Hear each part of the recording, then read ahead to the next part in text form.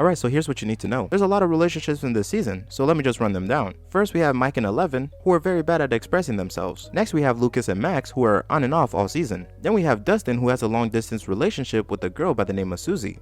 Jonathan and Nancy are still together. Steve meets a girl at work by the name of Robin, who I think he's into. Anyways, with that being said, here's what happens. Some Soviets come in and build yet another secret lab in Hawkins. This time it's under the mall called the Starcourt Mall. They then start blasting the gate that Eleven closed with a weapon trying to open it. Doing so, we find out that the Mind Flayer is back in action, and Will still has a slight connection to him because he was once connected to him. This time, however, the Mind Flayer possesses Billy, and it is much more terrifying this season. Anyways, Joyce realizes that something's not right in the town and tries to find out with the help of Hopper. This leads them to finding and kidnapping a Russian engineer by the name of Dr. Alexei, who is honestly the nicest guy in this show. And with Alexei's help, they find out that there's another lab in Hawkins. And that was about all Alexei could do because he was quickly unalived by Grigori, a guy who believes that Alexei defected. Anyways, Dustin, Steve, Robin, and Erica, who is Lucas's younger sister, work together to find out what the Russians are up to. Then have the other half of the gang, Mike, Will, Lucas, Eleven, and Max, along with Nancy and Jonathan, who then get attacked by the Mind Flayer and his little friend Billy. Luckily, thanks to Eleven, they were able to hold off the Mind Flayer,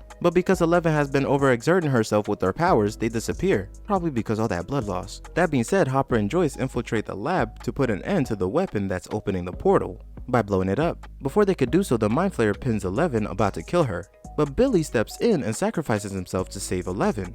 How about that?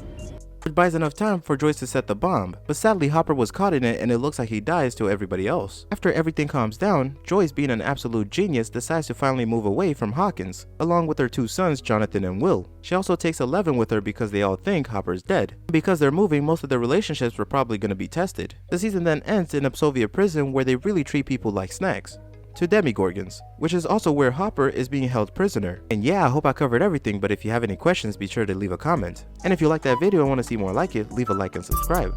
That's it.